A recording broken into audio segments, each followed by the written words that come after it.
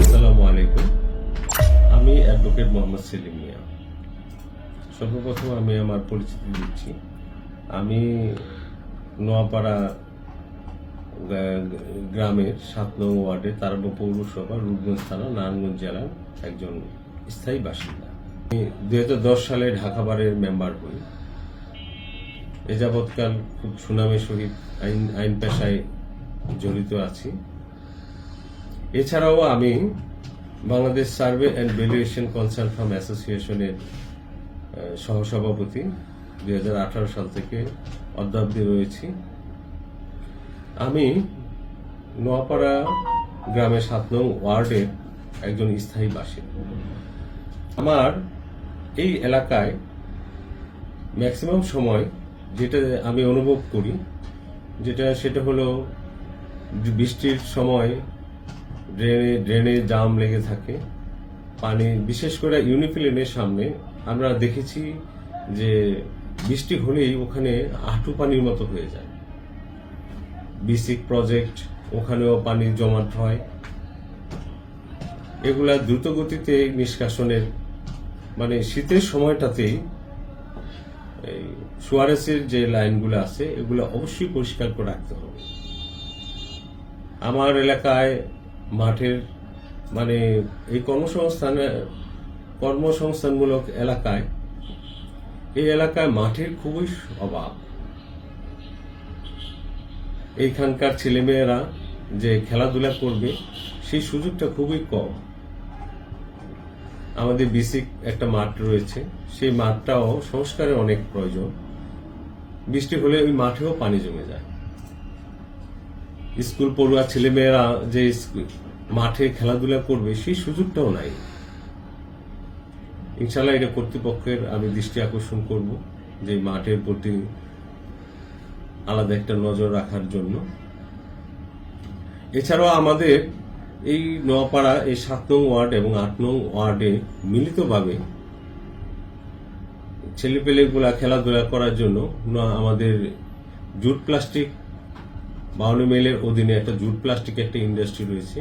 সেই ইন্ডাস্ট্রির পিছিয়ে কিছু খালি জায়গা আছে, যেটা 7 নং এবং 8 নং ওয়ার্ডের 2 ওয়ার্ড বাসিন্দারাই এটাকে মাঠ হিসেবে ব্যবহার করে আসছে।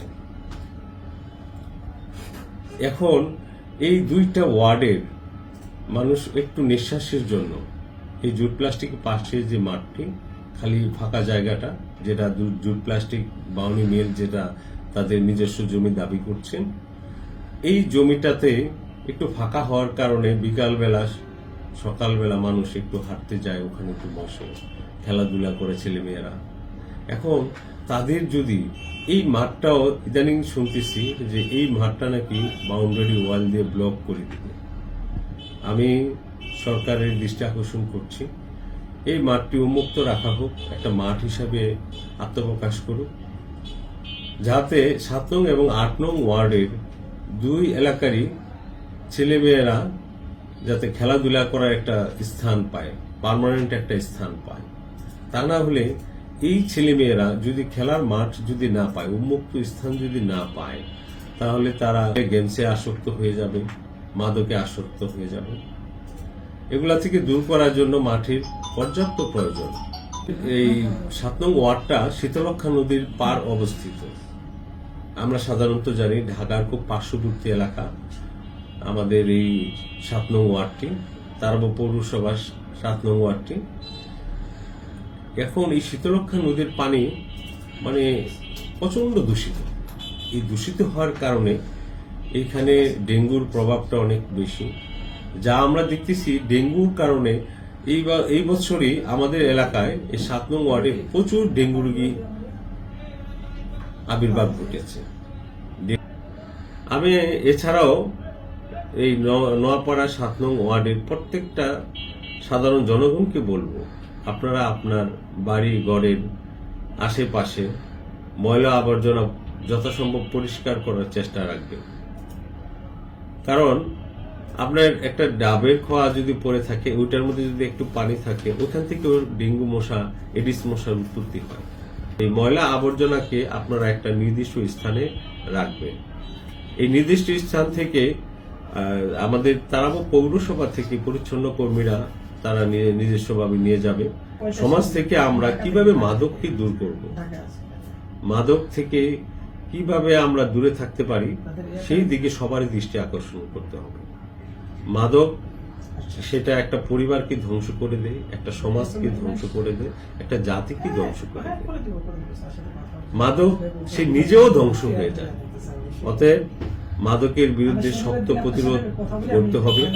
মাদক বিরোধী কমিটিকে আমি আবার পুনর্গঠনের জন্য জোর আহ্বান জানাচ্ছি।